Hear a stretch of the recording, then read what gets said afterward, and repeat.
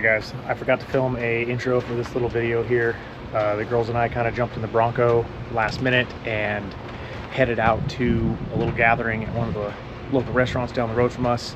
This weekend is the 50th annual Northwest Nationals Vintique show here in town. This is a little evening gathering before the big show at the Sundome, which is our local fairgrounds here. So like I said, we just happened to hop in the Bronco real quick and head down there and checked it out. Some pretty cool cars, some different stuff we haven't seen before, so thought I'd take you guys along. Enjoy.